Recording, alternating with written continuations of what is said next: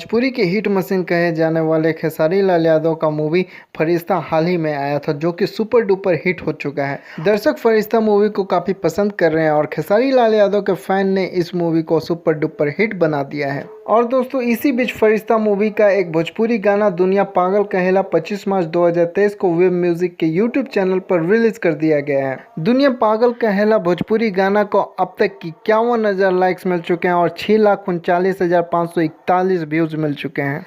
दर्शक इस गाने को काफ़ी पसंद कर रहे हैं और सुनकर एंजॉय कर रहे हैं। दोस्तों, आपके जानकारी के लिए बता दें कि फरिश्ता मूवी में खेसारी लाल यादव एक पागल का रोल प्ले कर रहे हैं। दुनिया पागल कहेला भोजपुरी गाना को खेसारी लाल यादव पर फिल्माया गया है और लिरिक्स कृष्णा बेदर्दी के हैं। म्यूजिक डायरेक्टर कृष्णा बेदर्दी हैं। दोस्तों, फरिश्ता मूवी के प्रोड्यूसर एस रेड्डी हैं और डायरेक्टर लाल बाबू पंडित हैं। इस गाने को वेब म्यूजिक के यूट्यूब चैनल पर रिलीज कर दिया गया है। तो दोस्तों, आप लोग वेब म्यूजिक के यूट्यूब चैनल पर जाएं और इस गाने को सुनकर एंजॉय करें। काफ़ी दर्द भरा सॉन्ग है और इमोशन से भरा हुआ सॉन्ग है, आप लोगों को जरूर पसंद आएगा।